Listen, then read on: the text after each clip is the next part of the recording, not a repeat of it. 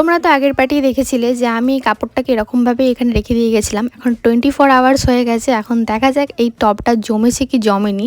আমি যখন কাপড়টাকে খুলছিলাম তখনই বোঝা যাচ্ছিলো যে এটা খুব ভালোভাবে জমে গেছে। আর দেখো বালতিটা খুলে দিয়েছি, আরও সুন্দর লাগছে। এটা কত সুন্দরভাবে জমেছে, আমি এতটা আশাই করিনি যে এত ভালোভাবে জমবে। তো চলো এটাকে আরও সুন্দর করার জন্য এটাকে এখন কালার করব। তো প্রথমেই আমি একটা লাল কালার নিয়েছি, নিয়ে ভালোভাবে চারিদিকে আউটলাইন করে নিয়েছি। এরপর একটা পাতা নিয়েছি, পাতার মধ্যে এখন রং দিচ্ছি। এই রং করা পাতাটা এখন ফুলের গায়ের মধ্যে, টবের গায়ের মধ্যে এখন লাগিয়ে দেবো। এতে কী হবে বলতো, ডিজাইনটা খুব সুন্দর লাগবে আর টবটা দেখতেও অনেক ভালো লাগবে। দেখো আমি এখানে পাতাটা সরিয়ে দিয়েছি, কত সুন্দর লাগছে। আর একটা কালো কালি নিয়েছি, সেটাকে দিয়ে ভালো করে পাতার চারিদিকে আউটলাইন করে দিয়েছি। এবার আমি টবের আরেক দিকে করে প্রত্যেকটা দিকে আলাদা আলাদা কালারের পাতা লাগিয়ে নিয়েছি। দেখো আমার প্রায় মোটামুটি কমপ্লিট। আর দেখো এটা হচ্ছে ফাইনাল লুক। কেমন লাগলো অবশ্যই কমেন্ট সেকশনে জানিও। আর এর মধ্যে কী গাছ লাগাবো আমাকে অবশ্যই কমেন্ট করো। বাই।